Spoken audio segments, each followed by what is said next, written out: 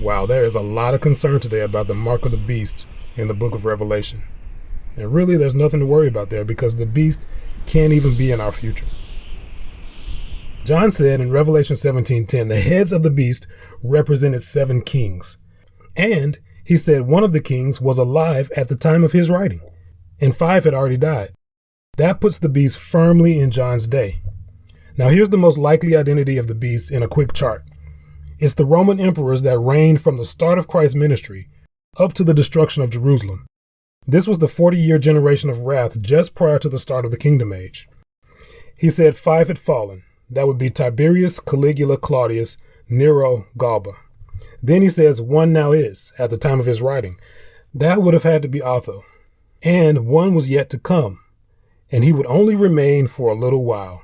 This was a prophecy of Vitellius. He only reigned 8 months.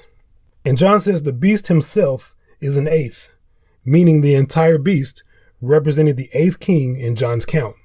This was Vespasian, and we can be sure of this because John also prophesies of Vespasian's activity. Vespasian was the emperor over the last half of the Jewish-Roman War when Jerusalem was desolated and the temple was burned in 70 AD. But what does John say here? Look at verse 16.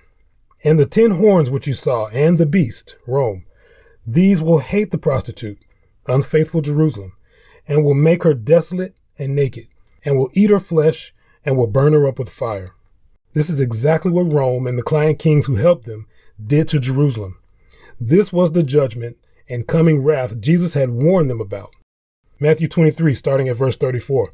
Therefore, behold, I am sending you prophets and wise men and scribes. Some of them you will kill and crucify. Some of them you will flog in your synagogues and persecute from city to city, so that upon you will fall the guilt of all the righteous blood shed on earth, from the blood of righteous Abel to the blood of Zechariah, the son of Berechiah, whom you murdered between the temple and the altar. Truly I say to you, all these things will come upon this generation. And what does John say the harlot, unfaithful Jerusalem, who was riding the beasts, had done before the beast turned on it? Look at Revelation 17:6. And I saw the woman drunk with the blood of the saints and with the blood of the witnesses of Jesus. When I saw her, I wondered greatly. Jerusalem had martyred Jesus' servants just as he prophesied, and Revelation was another warning of their coming destruction. Peace and have fun exploring all the extraordinary evidence. And please, stop freaking out about the beast.